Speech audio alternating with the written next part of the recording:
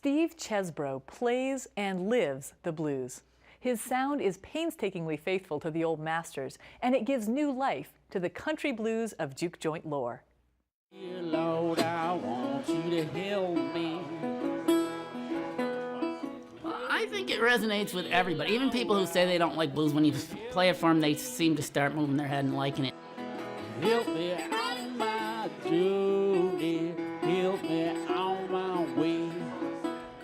I didn't grow up in Mississippi, but I am very closely tied to Mississippi, you know. I mean, it's gonna sound corny, but in my heart, I mean, that's like, I still kind of feel like a blues man in exile up here in the Northwest, you know. It's still like when I go down south, I'm going back home. The way I learned is by listening to the time-honored way of listening to old records over and over and over.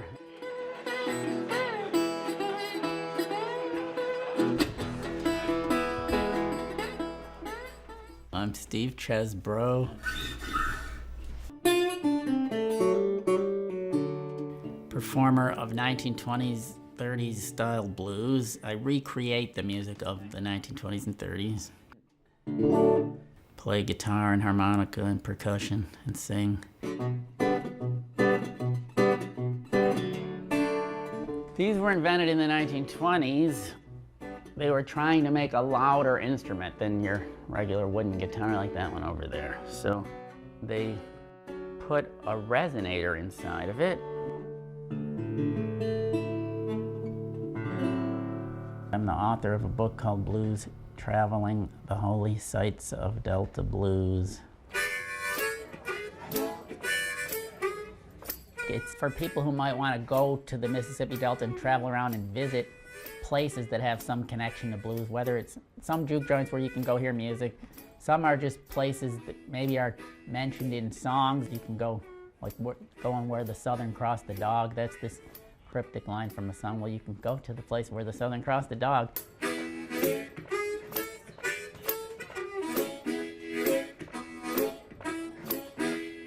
Hey now, baby, what do you think? Let me go out and get another drink. There might be people around who can talk about blues, and there might be people around who can play it, but there probably aren't that many people who do both. Oh yeah, boys and girls, if you want to be a blues musician, throw away your pick. You need to use your fingers. I'm broke, I ain't got a dime. Says I'm broke and I ain't got a dime. It's always been in the tradition to dress in the nicest clothes that you can. And I'm not trying to wear like a costume and wear what Robert Johnson would have worn, but to kind of continue the idea of dressing up that this music is a special thing, and you give it respect by not going wearing a t-shirt and jeans. I was standing on East Carroll Street one day. Standing on East Carroll Street one day. And one dime was all I had. It does feel like a calling or something. Somebody even once used the word ministry, which might kind of be close to how I feel about this music. Yeah, I do feel that this is something very important and I guess, yeah, almost holy in a secular sense.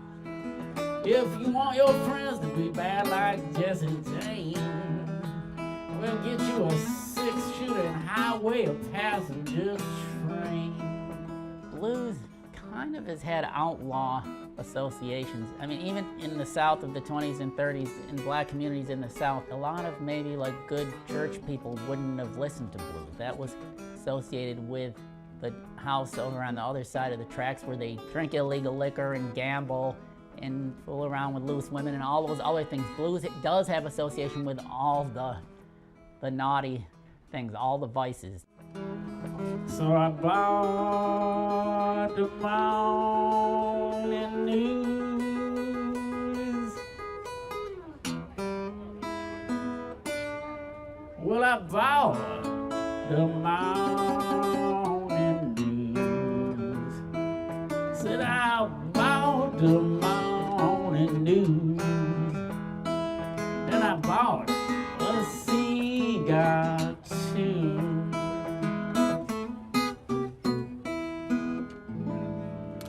The thing that I want you to realize is that if you heard Charley Patton or Memphis Minnie in real life, if you could travel back to the 20s and hear them sitting here in this room, they wouldn't sound just like, they wouldn't have all that going. They would sound loud and clear. Let me just play a little bit of it for you.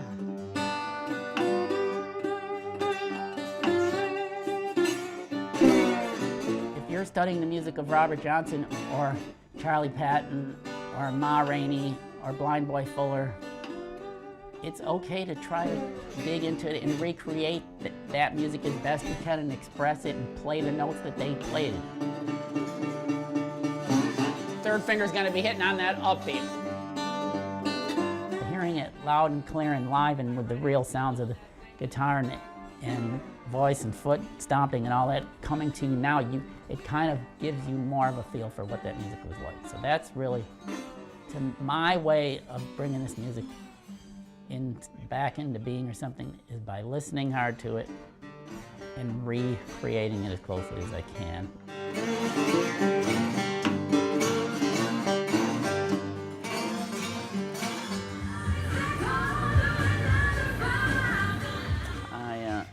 I get these 3 nails acrylic, which is it's a real hard stuff on there for finger picking, because those are the 3 fingers I use to pick the guitar with.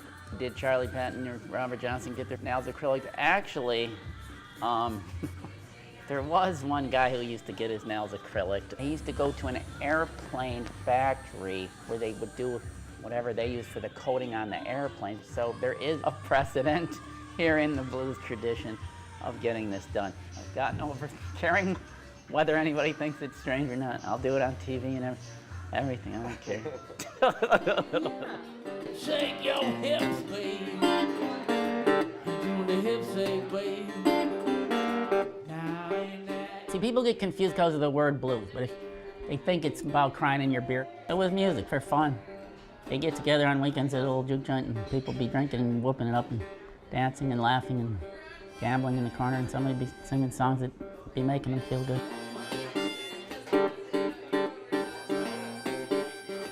I think it's beautiful music.